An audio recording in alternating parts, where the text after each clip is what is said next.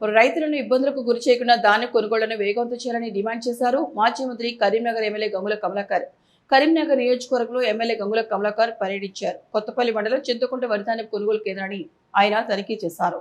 రైతులు ఎదుర్కొంటున్న సమస్యలపై ఆరా తీశారు. రైతులను ఇబ్బంది పెట్టకుండా వెంటనే ధాన్యం కొనుగోలు చేయాలని అధికారులను ఆదేశించారు. ఇక ఆరుగాల కష్టపడి పండించిన పంటను విక్రయించేందుకు రైతులు మండుటెండలో అరిగోసు పెడుతున్నారన్నారు. గంగుల తమ ధాన్యం కొనుగోలు చేయాలంటూ ప్రభుత్వం వైపు దీనంగా చూసే పరిస్థితి నెలకొందన్నారు. ఎప్పుడు ఏం ఒప్పుతున్నగో దొంగచాటు వచ్చి అకాల వర్షం పడితే ధాన్యం చెడిపోతుందని మొరపెట్టుకున్నా ఎవరు కనికరణ చూపడం లేదని ఆవేదన వ్యక్తం చేశారు. రైతుల పట్ల కాంగ్రెస్ ప్రభుత్వం వ్యవహరిస్తున్న తీరు చూస్తుంటే తెలంగాణలో దళారీ వ్యవస్థను ప్రోత్సహిస్తున్నట్టుగా ఉందని అనుమానం వ్యక్తం చేశారు. కేసీఆర్ పాలనలో అకాల వర్షాలతో మొలకెత్తిన ధాన్యాన్ని బీఆర్ఎస్ ప్రభుత్వం కొనుగోలు చేస్తుందని, కాంగ్రెస్ పాలకులు సైతం మేనమేషాలు లెక్కించకుండా అకాల వర్షాలతో మొలకెత్తిన ధాన్యాన్ని కొనుగోలు చేయాలని డిమాండ్ చేశారు. తూకంలో రైతులను మోసం చేయదని, రైస్ మిల్లర్లు నిర్లక్ష్యంగా వ్యవహరిస్తే తీవ్ర పరిణామాలుంటాయని హెచ్చరించారు. ఇప్పటికైనా ప్రభుత్వం స్పందించి రైతులు రోడ్డెక్కక ముందే కొనుగోళ్లను వేగవంతం చేయాలన్నారు.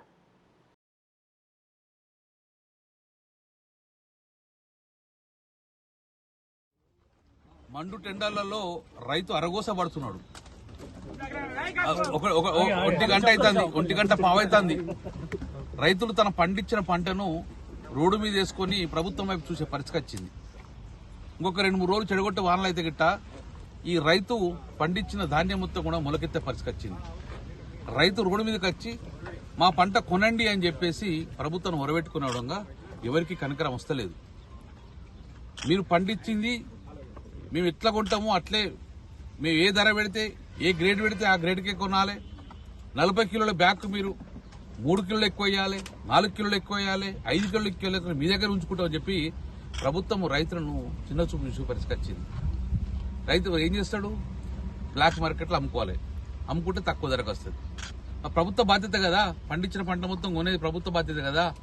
తెలంగాణ కేసీఆర్ గారు ముఖ్యమంత్రి ఉన్నప్పుడు తడిచిన ధాన్యం మొలకెత్తిన ధాన్యం మొత్తం కొని ప్రభుత్వం భరించింది. ఆ యొక్క ఖర్చును ప్రభుత్వం భరించింది. మరి ఇప్పుడు నాణ్యమైన పంట పండించిన విధంగా గ్రేడ్ ఏ ఇవ్వకుండా గ్రేడ్ బి ఇస్తా అంటారు. సరే గ్రేడ్ బి ఇచ్చినా పర్లేదు తీసుకోపోరు అంటే 42 కిలోలు అన్నారు. 42 కిలో పెట్టద్దు, 40 కిలోల 600 పెట్టాలి. 41 అన్నారు, 40 అన్నారు, ఇవాళ 43 పెట్టుకుని 44 పెడతా అంటున్నారు. అంటే ఈ రైస్ మిల్లర్తోటి ప్రభుత్వం కుమ్ముక్కైందా? అధికారులు కుమ్ముక్కైనరా? ప్రభుత్వం ఎవరి వైపు ఉండాలి? ప్రజల వైపు ఉండాలన్నా, రైతుల వైపు ఉండాలన్నా, రైస్ మిల్లర్ వైపు ఉండాలి. అందుకే ఈరోజు నేను రావడం జరిగింది. అధికారులతో మాట్లాడినా చాలా సీరియస్ వార్నింగ్ చేయడం జరిగింది. ప్రజలు ఈ యొక్క ప్యాడీ క్లీనర్ వేయలేకపోతున్నాం కాబట్టి, ప్యాడీ క్లీనర్కి వసతి లేదు కాబట్టి మేమే స్వచ్ఛందంగా 1 కిలో 400 గ్రాములు అంటే 42 కిలోలు మేము ఎక్కువ ఇస్తాం, మీరు తీసుకోనంటే ఒప్పందం చేసుకున్నారు, సరే అన్నారు. 42 కిలోలతోటి పెట్టడమే తప్పు మేము. కానీ రైతులు వర్షం పడితే ఇబ్బంది అవుతుందని చెప్పి తొందర పోవాలని చెప్పి 42 కిలోలు పెట్టడం జరుగుతుంది. కాబట్టి ఇమ్మీడియట్ గా ఈ యొక్క డిస్పాచ్ కావాలి. రైస్ మిల్లర్ నుంచి దించుకొని ఓటీపీ ఇచ్చే బాధ్యత అధికారులది. జేసీ గారితో మాట్లాడినా, డిఎస్ఓతో మాట్లాడినా, డిఎంతో మాట్లాడినా ఈ రోజు ఎక్కడ కూడా ఈ మండలంలో కానీ ఈ కాన్స్టిట్యూన్సీలో కానీ పోయిన తర్వాత రైస్ మిల్లర్ దించుకోమంటే చాలా తీవ్ర పరిణామాలు ఉంటాయి. ప్రజల పక్షాన పోరాటం చేస్తుంది. అధికారులు మేమందరం రైస్ మిల్ దగ్గరకు పోకుండా చూసుకోండి. రైతులందరూ మేము రైతుల పక్షాన రైస్ మిల్ అక్కడికి పోతే చాలా గొడవ అవుతాయి కాబట్టి ప్రభుత్వం భరించండి.